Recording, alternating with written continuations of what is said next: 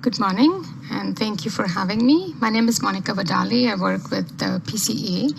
I'm going to talk about some results that we are seeing about the ongoing project, which is called Assessment of Urban Air Quality. So the reason why we started doing this particular project was to kind of get a better understanding of small-scale differences in the urban core in Minneapolis and St. Paul, and with availability of newer sensor technology to monitor at the neighborhood and zip code levels, we thought it would be a good investment in both understanding the air quality as well as understanding the new technology. So I had applied for an LCCMR grant, which is given by the Minnesota State Legislature every year for working on projects related to air quality, water quality, solid waste, and other natural resources. We were awarded this grant back in 2017, and hopefully with the intention of saving some money and getting good quality data at this smaller scale.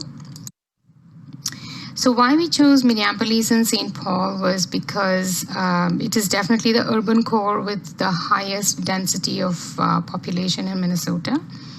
We also have clearly documented disparities in rates of hospitalization as well as emergency department visits for those two cities. And looking at the demographics, we know that we do have more people of color residing in the urban core, and we also have pockets of environmental justice areas and areas with people from low income also living in Minneapolis and St. Paul. We went with the AQ mesh monitor, and it's, as all of you know, multi-pollutant monitor. And what we decided to monitor in our study is both fine particles, PM2.5 and PM10, ground level ozone. For nitrogen oxides, we're doing NO2 and NO. In addition to that, sulfur dioxide, carbon monoxide, and temperature and relative humidity as well. So this is a map of Minneapolis and St. Paul with all of the different zip codes. And you can see all the green dots are where we have set up sites for the AQ mesh in the neighborhoods. There are some with a purple ring around. Those are co-located sites within the study area. Not all co-located sites have all of the data, or like both gases and particulate, but a majority of them have just particulate, either PM2.5 or PM10. There is only one site which is in downtown, the near road site, that's right here. It's right by the intersection of I-94 and I-35, which is the busiest intersection around the Twin Cities. And this near road site has most of the gases as well as PM. And the way we kind of got to these locations is by having community meetings before we started the project, and we got a lot of community input on where where the citizens actually wanted to see these monitors go up in their neighborhoods. And based on that input, and then kind of looking around the around the zip codes to see where the Excel polls were available and where it was feasible to put these up, these locations were selected. So all of the poles, all of the monitors are up on Excel light poles in Minneapolis, wooden street light poles, and in St. Paul, they are all in schools, again on poles, but in parking lots. We were not able to find Excel poles, wooden street light poles in St. Paul. And so we worked with the St. Paul School District, and we were able to set up a network of monitors in schools. So where we are at with the project now is we have about 1 year's worth of monitoring done. In the very first co-location phase, we had put all 50 pods at our Encore site in Anoka, and we did like a 2-week study to get the baseline of where the pods were and if we needed to do any calibration and things like that. And then fall of 2017 was when we had the community meetings that I just mentioned to get input on where to put these where to put the monitors. In fall, we kind of finalized the locations in St. Paul because it was easier to just work with the one entity and then figure out where we can put it. Versus Minneapolis, we had some issues with finding poles. Finally, we were able to get to that last winter. And now all the sites are deployed. We have 1 year's worth of data. We also did a second round of community meetings in fall, and earlier this year in Jan and Feb, went back to the communities, showed them the 1 year results, and kind of just got some input from them. So basically what we're seeing is, and this is a 1 year site average for all of the 45 sites. The main picture to take away from this is that, yes, there are differences we are seeing in neighborhoods, some more than others. We're trying to then work on what these differences mean and things like that. But the takeaway is definitely that, yes, in a neighborhood, even from street to street or 2 blocks away, we still have differences. We do have some zip codes where we have multiple monitors within a zip code, which are within like about 2 or 3 blocks of each other. We also wanted to see the sensitivity and what exactly causes those differences. So I think this was a good learning experience, something that we weren't sure what we were going to see in terms of the magnitude of difference, but then it's promising that there are differences, and then it gives us a scope to dig deeper into why we are seeing this.